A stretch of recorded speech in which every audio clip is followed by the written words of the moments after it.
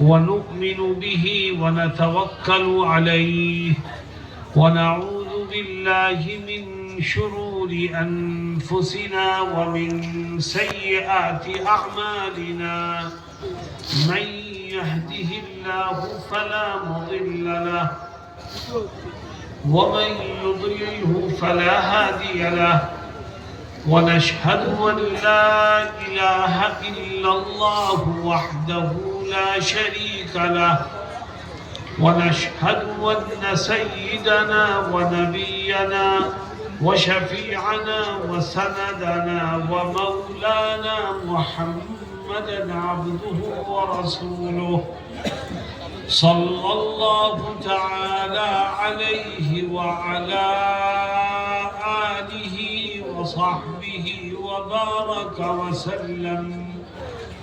أما بعد، أعوذ بالله من الشيطان الرجيم. بسم الله الرحمن الرحيم. لقد كان لكم في رسول الله أسوة حسنة لمن كان يرجو الله واليوم الآخر وذكر الله كثيرا. وقال النبي صلى الله عليه وسلم: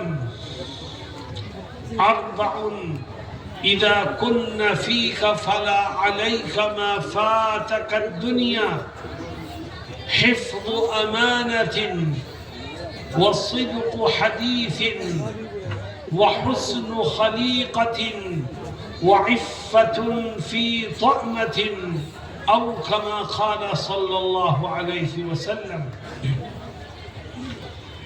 حضرات علماء کرام، معزز حاضرین اور نوجوان ساتھیوں،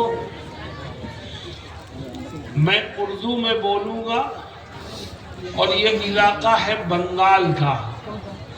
آپ لوگ اردو سمجھیں گے؟ آواز نہیں آ رہی ہے؟ ہاتھ اٹھا کے بتاؤ، اردو سمجھو گے؟ میرے ایک سوال کا جواب دینا. یہ وقت آپ کے آرام کا ہے، کھانے پینے کا ہے، بستر میں جا کر کے لیٹ جانے کا ہے. آپ نے اپنے گھر کو چھوڑا، اپنے آرام کو چھوڑا اور جلسے میں، محفل میں آ گئے. مجھے بتاؤ کہ اس کا مقصد کیا ہے؟ مقصد دو ہیں. بعض لوگ جلسے میں آئے صرف یہ سننے کے لیے کہ آؤ دیکھیں مقرر اور بیان کرنے والے لوگ کیا کہتے ہیں، اور ان کی باتوں کو سنیں. شاعر کیا شعر پڑھتا ہے اس کے اشعار کو سنیں. جو لوگ صرف سننے کی نیت سے آئے ہیں وہ سن لیں کہ وہ اپنے وقت کو ضائع کر رہے ہیں. خدا کے ہاں ان کے سننے کا کوئی اجر و ثواب نہیں ہے. ہاں، اگر آپ اس نیت سے آئے ہیں کہ ہم دین کی باتیں سنیں گے اور جو کچھ سنیں گے اس پر عمل کریں گے، تو اللہ آپ کو ہر قدم پر اجر و ثواب عطا فرمائے. بتاؤ، عمل کی نیت ہے کہ نہیں ہے؟ عمل کرو گے؟ وعدہ کر رہے ہو، تمہارا خدا اس وعدے کو سن رہا ہے. وہ کل پکڑے گا تو بھاگنے کا راستہ نہیں ملے گا. اس لیے طے کرو کہ انشاءاللہ جو کچھ سنیں گے زندگی کے آخری سانس تک اس پر عمل کی کوشش کرتے رہیں گے، عمل کرتے رہیں گے انشاءاللہ. میرے دوستوں اور ساتھیوں، میں ایک لمبا سفر کر کے آیا ہوں اور مجھے ایک لمبا سفر پھر یہاں سے کرنا ہے. میں اللہ سے یہ دعا کرتا ہوں کہ خدا نے مجھے اور آپ کو مل بیٹھنے کا جو تھوڑا سا موقع دیا ہے، اللہ اسے قبول فرما لے اور صحیح بات کہنے کی مجھے توفیق عطا فرمائے اور آپ کو عمل کا جذبہ آپ کے دلوں میں پیدا فرمائے۔ میرے دوستوں اور ساتھیوں، ایک انسان اس وقت تک مومن نہیں ہو سکتا جب تک کہ اس کے اندر دو خوبیاں نہ ہوں۔ پہلی خوبی کہ وہ اس بات کا اقرار کرے کہ اللہ کے سوا کوئی معبود نہیں ہے، میرا خدا تو صرف اور صرف ایک ہے اور وہ اللہ ہے، اس کے سوا کوئی خدا نہیں ہے۔ اور مومن ہونے کے لیے دوسرا کام کیا کرنا ہے؟ دوسرا کام یہ کرنا ہے کہ اس بات کو مانو کہ محمد صلی اللہ علیہ وسلم اللہ کے آخری اور سچے نبی ہیں۔ اسی کو کہتے ہیں ہم کہ مسلمان ہونے کے لیے ضروری ہے کہ کلمہ شہادت پڑھو، اشہد ان لا الہ الا اللہ واشہد ان محمدا عبدہ ورسولہ، میں گواہی دیتا ہوں کہ خدا کے سوا کوئی خدا نہیں ہے، وہ تنہا خدا ہے، وہی اللہ ہے، اس کے سوا کوئی اللہ نہیں ہے، اور میں گواہی دیتا ہوں کہ محمد صلی اللہ علیہ وسلم اللہ کے بندے اور اس کے رسول ہیں۔ میرے دوستوں اور ساتھیوں، یاد رکھو، جس طرح اللہ کو ایک ماننا ایمان کے لیے لازم اور ضروری ہے، اسی طرح محمد صلی اللہ علیہ وسلم کو اللہ کا آخری نبی ماننا بھی لازم اور ضروری ہے۔ جس کا دل محمد صلی اللہ علیہ وسلم کی محبت سے خالی ہوگا، اس کا ایمان کبھی کامل ہو نہیں سکتا۔ کامل ایمان کس کا ہوگا؟ جس کے دل میں اللہ کے نبی کی سچی محبت ہوگی، اور جس کا دل نبی کی محبت سے خالی ہے وہ ایمان میں ناقص ہے، وہ ایمان اس کا نامکمل ہے، اس کی نجات خطرے میں پڑنے والی ہے۔ میں آپ سے پوچھتا ہوں، میری بات کا جواب دینا کہ آپ کے دل میں محمد صلی اللہ علیہ وسلم کی محبت ہے کہ نہیں ہے؟ کس سے زیادہ؟ اللہ کے نبی ایک حدیث شریف میں کیا فرماتے ہیں؟ فرماتے ہیں لا یؤمن احدکم حتی اکون احب الیہ من والدہ وولدہ والناس اجمعین۔ آقا کیا کہتے ہیں؟ فرماتے ہیں کوئی شخص پکا سچا مومن ایمان والا بن ہی نہیں سکتا اس وقت تک جب تک کہ وہ مجھ کو اپنے باپ سے، اپنی اولاد سے اور دنیا جہان کے لوگوں میں سب سے زیادہ وہ مجھ سے پیار اور محبت نہ کرنے لگے۔ بتاؤ ہمارے دلوں میں سب سے زیادہ محبت حضرت محمد صلی اللہ علیہ وسلم کی ہے یا نہیں ہے؟ اب سنو میری بات، دل تھام کے سنو۔ آپ نے کہا ہے کہ ہمارے دلوں میں آقا کی محبت ہے، کہا ہے کہ نہیں؟ اور سب سے زیادہ ہے۔ آؤ محبت کرنے کا طریقہ ہم صحابہ کرام سے سیکھتے ہیں، کیونکہ ہمارا یقین ہے کہ جو محبت صحابہ نے کی ہے اللہ کے نبی کے ساتھ، ویسی محبت رہتی دنیا تک کوئی کر ہی نہیں سکتا۔ سچی محبت آقا صحابہ نے کی ہے، حقیقی محبت صحابہ نے کی ہے، اور نبی کریم علیہ السلام کو اپنی آنکھوں سے صحابہ نے دیکھا، اپنے کانوں سے ان کی باتوں کو صحابہ نے سنا۔ صحابہ آپ کی معجزات کے گواہ ہیں۔ آپ سے سب سے زیادہ محبت کی ہے تو صحابہ کرام نے کی ہے۔ آپ صحابہ سے سیکھتے ہیں کہ محبت کا طریقہ کیا ہے۔ ایک صحابی ہیں جن کا نام ہے معاذ ابن جبل رضی اللہ عنہ، نوجوانی میں ایمان لیا تھے اور نبی کریم علیہ السلام کی محبت ان کے دل میں پیوست تھی۔ معاذ ابن جبل ایمان لانے کے بعد سے ہر وقت نبی کریم علیہ السلام کے ساتھ رہتے تھے، صبح ہو کہ شام ہو، دن ہو کہ رات ہو، ہر وقت معاذ ابن جبل رضی اللہ عنہ آقا کے ساتھ تھے۔ آقا بازار میں ہو تو معاذ آپ کے ساتھ، آقا مسجد نبوی میں ہو تو معاذ آپ کے ساتھ، آقا میدان جہاد میں ہو تو معاذ آپ کے ساتھ، ہر وقت معاذ آپ کے ساتھ رہتے تھے۔ ایک دن حضرت محمد مصطفیٰ صلی اللہ علیہ وسلم نے حضرت معاذ بن جبل رضی اللہ عنہ کو بلایا اور کیا فرمایا؟ غور سے سنو کیا فرمایا؟ فرمایا معاذ جاؤ، تم یمن چلے جاؤ، میں تم کو یمن کا گورنر بناتا ہوں، یمن کا چیف منسٹر بناتا ہوں، یمن کا پرائم منسٹر بناتا ہوں، یمن کا گورنر بناتا ہوں۔ آج سے تم یمن جاؤ، وہاں کی گورنری، وہاں کا اقتدار، وہاں کی حکومت میں تمہارے ہاتھوں میں دیتا ہوں۔ لوگوں نے دیکھا کہ معاذ کی آنکھوں میں آنسو آ گئے، چہرے کا رنگ بدل گیا، غم اور افسوس کے آثار ان کے چہرے سے ظاہر ہونے لگے۔ دوستوں نے پوچھا کہ معاذ یہ تو خوشی کا موقع ہے، تمہیں یمن کا اقتدار مل رہا ہے، وہاں کی گورنری مل رہی ہے، وہاں کی حکومت مل رہی ہے، خوش ہونا چاہیے، تمہارے آنکھوں میں آنسو کیوں ہیں؟ اے معاذ تم پریشان کیوں ہو؟ تو معاذ ابن جبل جواب کیا دیتے ہیں؟ کہتے ہیں معاذ کہ مجھے حکومت نہیں چاہیے، مجھے اقتدار نہیں چاہیے، مجھے کرسی نہیں چاہیے، میری دل کی خواہش تو یہ ہے کہ میری زندگی کا ہر سانس مدینے میں نکلے۔ اے لوگوں، اگر میں یمن چلا جاؤں گا تو آقا کے پیچھے نمازیں کیسے پڑھوں گا؟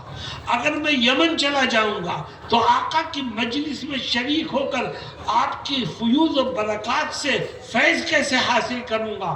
اگر میں یمن چلا جاؤں گا تو اپنی آنکھوں کو آقا کے دیدار سے ٹھنڈا کیسے کروں گا؟ مجھے حکومت نہیں چاہیے، میری دل کی خواہش اور تمنا تو یہ ہے کہ جب میری زندگی کا آخری سانس نکلے تو میرا سر ہو اور آقا کا قدم ہو۔ میرے دوستوں اور ساتھیوں، یہ حضرت معاذ ابن جبل کی محبت ہے، یہ محبت ہے، یہ عقیدت ہے، یہ الفت ہے۔ لیکن آگے دیکھو ہوتا کیا ہے۔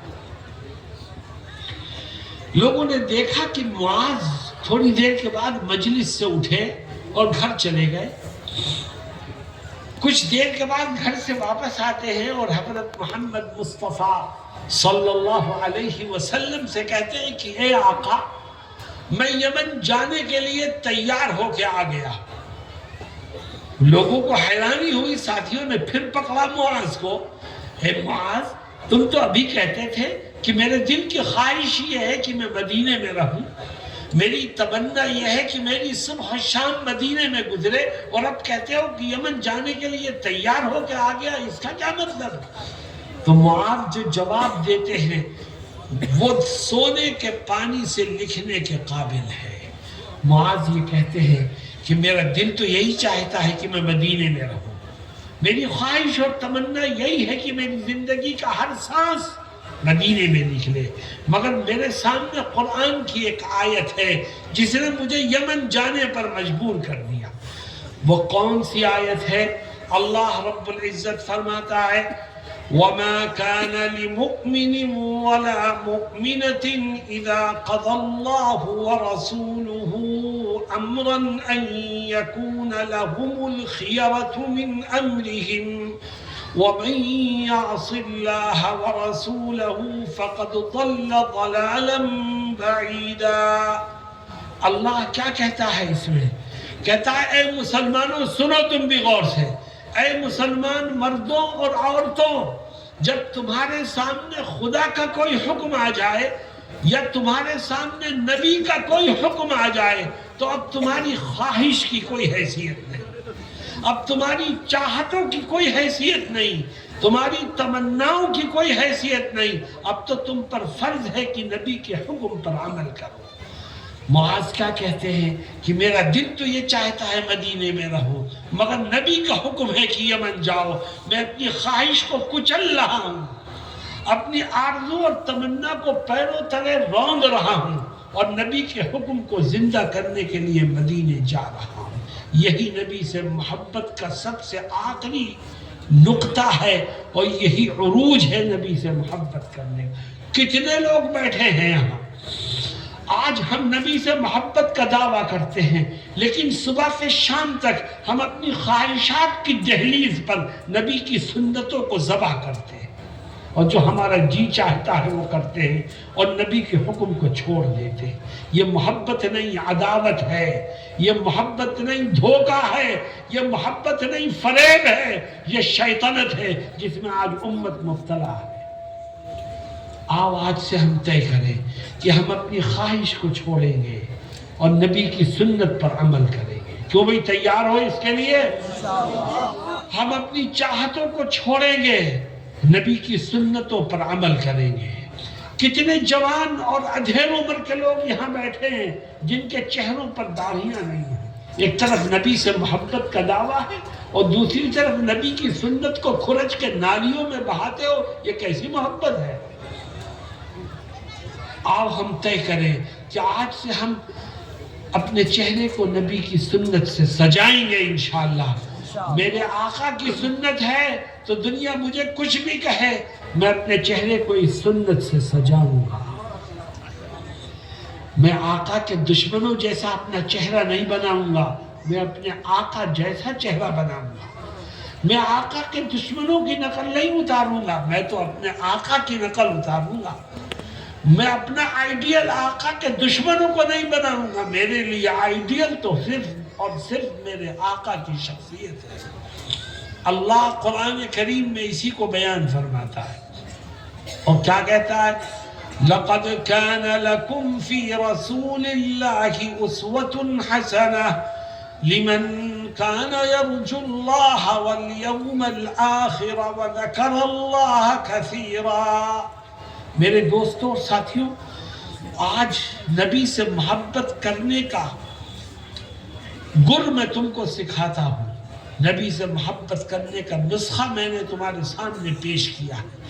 اگر نبی سے محبت کرنے والے بننا چاہتے ہو تو آج سے طے کرو کہ انشاءاللہ زندگی کے آخری سانس تک نبی کی ایک ایک نصیحت پر عمل کروں گا، نبی کی ایک ایک تعلیم کو سینے سے لگاؤں گا اور نبی کے بتائے ہوئے طریقے پر چل کر اپنی آخرت کو اور اپنی دنیا کو سنوارنے کی فکر کروں گا۔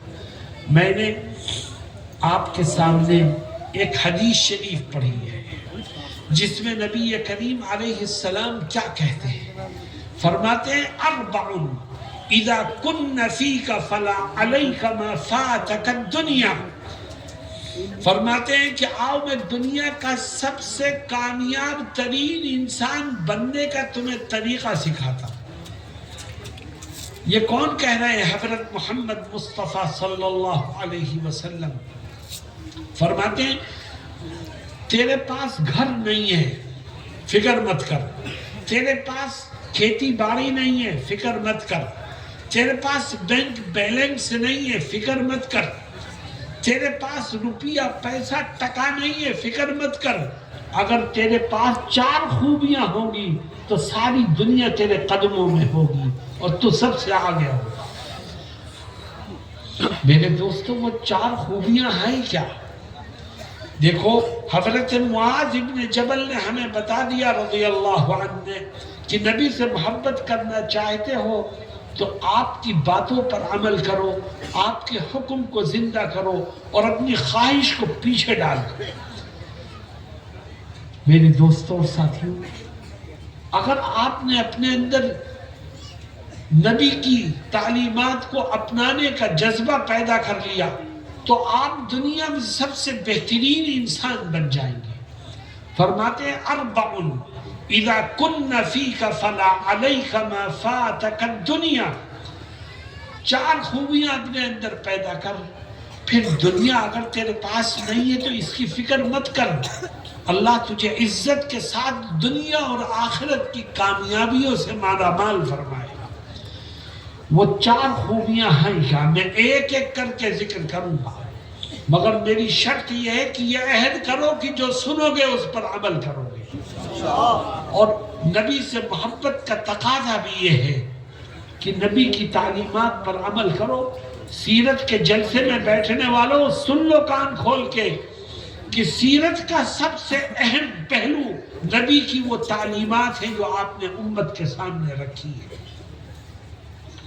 اسلام تلوار سے نہیں پھیلا، اسلام زور زبردستی سے نہیں پھیلا، اسلام جبر و استبداد سے نہیں پھیلا، اسلام تو بہترین اخلاق اور عمدہ کیریکٹر سے پھیلا ہے۔ آج امت نے اپنے کیریکٹر کو خراب کر لیا ہے، ہمارے دوست بھی دشمن بن گئے اور اپنوں نے بھی منہ پھیر لیا۔ اللہ کے نبی کی تعلیمات ہیں کیا؟ نبی سے محبت کا دعویٰ کرنے والوں گریبان میں جھانکو، نبی کی یہ تعلیمات ہماری اور آپ کی زندگی میں ہیں کہ نہیں ہے؟ سب سے پہلی خوبی فرماتے ہیں 4 خوبیاں اپنے اندر پیدا کر تو تو دنیا کا سب سے بہترین اور کامیاب انسان بن جائے گا۔ 4 اذا کن فیک فلا علیک ما فاتک الدنیا، حفظ امانت، سب سے پہلی خوبی۔ میرے دوستو یہاں نماز، روزہ، حج، زکوٰۃ کا تذکرہ نہیں کرتے آپ، کیونکہ نماز پڑھنا بھی فرض ہے، روزہ رکھنا رمضان کا فرض ہے، پیسے والے کے اوپر زکوٰۃ کرنا اور حج کر زکوٰۃ دینا اور حج کرنا فرض ہے، ان کا تذکرہ نہیں ہے۔ نماز بھی پڑھو، روزہ بھی رکھو، حج بھی کرو، زکوٰۃ بھی دو، لیکن اگر تم دنیا کے کامیاب اور بہترین انسان بننا چاہتے ہو تو 4 خوبیاں اور اپنے اندر پیدا کرو۔ ان 4 خوبیوں میں سے پہلی خوبی حفظ امانت، نماز، روزہ، حج، زکوٰۃ کے ساتھ ساتھ سب سے پہلی خوبی اپنے اندر یہ پیدا کرو کہ آج سے یہ طے کر لو کہ زندگی کے آخری سانس تک جب کسی کا کوئی حق یا کسی کی کوئی امانت میری طرف نکلے گی تو ایک ایک پائی کا حساب کر کے اس کو ادا کر دوں گا۔ جو دوسروں کے حق کو ادا کر کے دنیا سے جائے اس سے زیادہ بہتر اور کامیاب انسان کوئی ہو نہیں سکتا۔ حفظ امانت، جس کی بھی امانت، جس کا بھی حق تیری طرف نکلا ہو ایک ایک پائی کا حساب کر کے اس کو ادا کر تو دنیا کے بہترین انسانوں میں اللہ تیرے نام کو شامل کر دے گا۔ میرے دوستوں اور ساتھیوں، آج مسلمان بے ایمانی کر رہا ہے، دوسرے کا حق مار رہا ہے، بھائی بھائی کا حق مار رہا ہے، بھائی بہنوں کا حق مار رہے ہیں، پڑوسی پڑوسی کی حق تلفی کر رہا ہے، طاقتور کمزور کا حق دبا رہا ہے اور موت کا خوف دل سے نکل چکا ہے۔ یاد رکھو، جس نے دوسرے کے حق کو ادا کیا ہوگا، امانت کو ادا کیا ہوگا، حق تلفی اور خیانت سے بچا ہوگا، اسی کی نمازیں بھی قبول ہوگی، اسی کے روزے بھی قبول ہوں گے، اسی کا حج بھی قبول ہوگا، اسی کی زکوٰۃ بھی قبول ہوگی۔ اور اگر دنیا سے کوئی حق تلفی کر کے کسی کی امانت میں خیانت کر کے گیا ہے تو اللہ کے ہاں اس کی کوئی عبادت قبولیت کے درجے کو نہیں پہنچے گی اور اس کی عبادت کا خود اس کو آخرت میں کوئی فائدہ نہیں ہوگا۔ میرے دوستوں اور ساتھیوں، حضرت محمد مصطفیٰ صلی اللہ علیہ وسلم ایک حدیث شریف میں فرماتے ہیں کہ قیامت کے دن ایک آدمی پہنچے گا، اس نے نمازیں بھی بہت پڑھی ہوں گی، روزے بھی بہت رکھے ہوں گے، حج بھی کیا ہوگا، زکوٰۃ بھی دی ہوگی، اس کی ساری نیکیاں ایک طرف رکھی ہیں اور دوسری طرف لائن لگائے ہوئے وہ لوگ کھڑے ہیں جن کا حق مار کر کے آیا تھا۔ تو اللہ رب العزت فرشتوں کو کہے گا کہ جو حقدار کھڑے ہیں ان کو اس کی نیکیوں میں سے حصہ دے دو۔ کسی کو نمازیں دے دی، کسی کو روزے دے دیے، کسی کو حج دے دیا، کسی کو زکوٰۃ دے دی۔ نمازیں تو نے پڑھی مگر دوسرے لے گئے، روزے تو نے رکھے مگر اجر و ثواب دوسرے کو مل گیا، زکوٰۃ تو نے دی، حج تو نے کیا مگر دوسرے لے گئے، تیرے دونوں ہاتھ خالی ہیں۔ آقا کیا فرماتے ہیں کہ اگر حقدار پھر بھی کھڑے رہ گئے اور نیکیاں اس کے ختم ہو گئی تو پھر اللہ حکم دے گا کہ حقداروں کا گناہ اس کے سر پر لاد دو. جو گناہ تو نے کیا نہیں تھا اس گناہ کی سزا اب تجھے بھگتنی پڑے گی. کیوں؟ اس لیے کہ تو دنیا میں دوسروں کے حق کو مارا کرتا تھا، حق تلفی کرتا تھا، بے ایمانی کرتا تھا، امانت میں خیانت کرتا تھا. مسلمانوں، آج ہمارے درمیان ہماری قوم میں یہ گناہ عام ہو گیا. میں آپ سے پوچھتا ہوں کہ باپ مرتا ہے، ابھی اس کا کفن بھی میلا نہیں ہوتا، بتاؤ اولاد میں جائیداد کے جھگڑے شروع ہو جاتے ہیں کہ نہیں ہو جاتے؟ اور جھگڑے ہوتے کیوں ہیں؟ اس لیے کہ ہر ایک اپنا حق لینا چاہتا ہے اور کوئی بھی دوسرے کا حق دینا نہیں چاہتا. اگر ہم حق دینے والے بن جائیں تو جھگڑے جڑ سے ختم ہو جائیں. اور یاد رکھو کل قیامت کے دن اللہ یہ نہیں پوچھے گا کہ تو نے اپنا حق کیوں نہیں لیا. خدا پوچھے گا تو یہ پوچھے گا کہ تو نے دوسرے کا حق ادا کیوں نہیں کیا. میرے دوستوں اور ساتھیوں، آؤ ہم طے کریں کہ انشاءاللہ زندگی کے آخری سانس تک جب بھی کسی کا کوئی حق ہماری طرف نکلے گا ہم ایک ایک پائی کا حساب کر کے اس کے حق کو ادا کر دیں گے. کیوں بھائی ادا کرو گے؟ آواز نہیں آ رہی ہے؟ اور دیکھو کسی کا حق مار کے دنیا سے جانا، کسی کا پیسہ دبا کر کے، کسی کی زمین دبا کر کے، کسی کی امانت میں خیانت کر کے دنیا سے جانا، یہ اتنا بڑا پاپ ہے، اتنا بڑا پاپ ہے کہ اللہ کے نبی کی دعاؤں سے بھی اس طرح کے پاپی کی مغفرت نہیں ہو سکتی. چنانچہ حدیث شریف میں آتا ہے کہ نبی کریم علیہ السلام مدینہ المنورہ میں ہوتے تو مدینے کے ارد گرد کے گاؤں میں بھی اگر کسی کی وفات ہو جاتی تو لوگ اپنے مرنے والے رشتہ دار کو کندھوں پر اٹھا کر مسجد نبوی لاتے اور نبی کریم علیہ السلام سے کہتے حضور اس کی نماز جنازہ پڑھا دیجیے.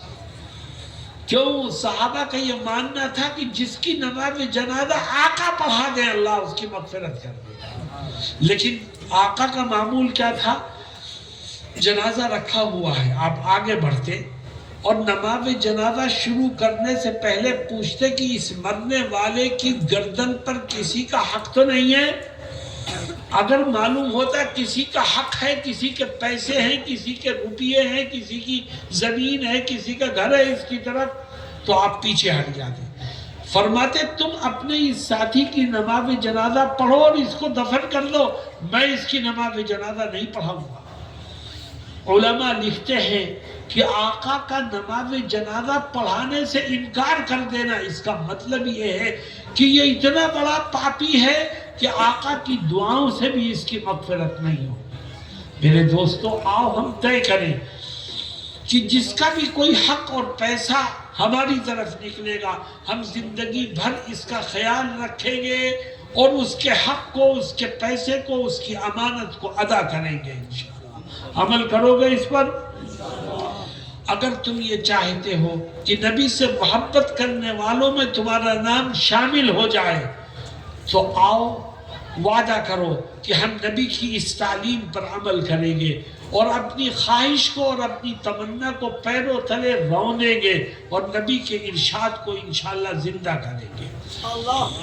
نمبر 2 آپ فرماتے ہیں اربعون اذا کن فیک فلا علیک ما فاتک الدنیا حفظ امانت وصدق حدیث.